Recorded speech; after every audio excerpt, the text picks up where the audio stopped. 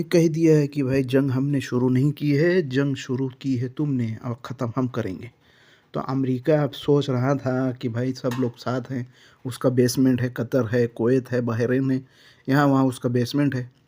तो अब वो अपने आप को बहुत पावरफुल समझ रहा था। तो मगर रूस ने और चीन ने ईरान के साथ मिलकर और सब लोगों ने मिलकर के विरोध में उतर गए, ईरान का सपोर्ट किया।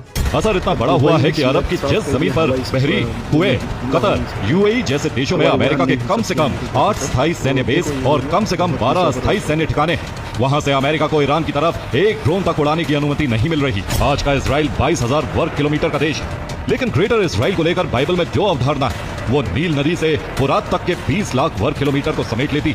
इसीलिए अब सिर्फ अरब देश नहीं बल्कि दुनिया भर के मुस्लिम राष्ट्र सक्रिय हो गए। 3 बड़े संगठन एक साथ सामने आए हैं: इस्लामिक सहयोग संगठन यानी OIC, अरब लीग यानी LAS और गल्फ कॉर्पोरेशन काउंसिल यानी GCC। इन तीनों ने अमेरिकी बयान की कड़ी निंदा करते हुए साफ कहा है कि अरब क्षेत्रों पर किसी भी प्रकार का इजरायली नियंत्रण स्वीकार नहीं किया जाएगा।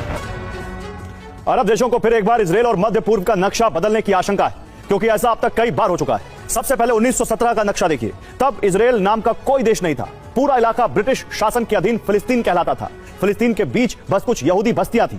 1947 में संयुक्त राष्ट्र ने जमीन को 2 हिस्सों में बांटने का प्रस्ताव रखा, 45% अरब राज्य और 55% यहूदी राज्य, और यरूशलेम को अंतर्राष्ट्रीय शहर बनाने की योजना बनी। 1948 में इजरायल बना और उसी के साथ युद्ध छिड़ गया, लेकिन युद्ध खत्म हुआ तो इजरायल अपने प्रस्तावित नक्शे से बड़ा हो चुका था। यह इजरायल का पहला विस्तार था। इसके बाद 1967 में 6 दिन की जंग हुई और इस युद्ध के बाद मध्य पूर्व का नक्शा बदल गया। गाजा, वेस्ट बैंक, पूर्वी यरूशलेम, गोलान हाइट्स और सिनाई पर इजरायल का कब्जा हो गया।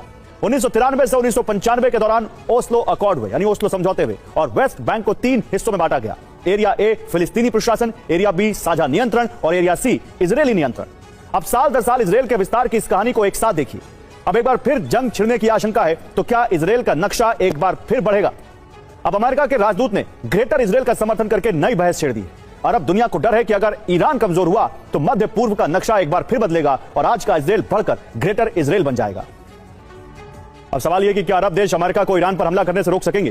क्योंकि कोई भी बड़ा युद्ध सिर्फ हथियारों से नहीं लड़ा जाता। युद्ध जीतने के लिए जमीन चाहिए, आसमान चाहिए और सप्लाई का रास्ता चाहिए, और ये तीनों चीजें अरब देशों के हाथ में हैं। सऊदी अरब, संयुक्त अरब अमीरात, कतर, जॉर्डन, मिस्र, इन देशों में अमेरिका के सैन्य ठिकाने, लेकिन अब ये देश अपने एयरबेस बंद कर रहे हैं। इतना ही नहीं, एयर स्पेस भी बंद करने की बात कह रहे हैं। युद्ध छिड़ा तो यहां से सैन्य लॉजिस्टिक्स की सप्लाई भी बंद की जा सकती है और अमेरिका पर ज्यादा दबाव बनाने के लिए तेल सहयोग भी सीमित किया जा सकता है। ग्रेटर इजरायल की बहस के बीच 3 बड़े संगठन एक साथ सक्रिय हुए। इस्लामिक सहयोग संगठन में 57 देश हैं, अरब लीग यानी लैस में 22 देश हैं और खाड़ी सुरक्षा गठबंधन यानी GCC में 6 खाड़ी देश हैं। इन संगठनों का संदेश साफ है कि अरब की सरहद उनकी रेड लाइन है और अगर मध्य पूर्व का नक्शा बदलने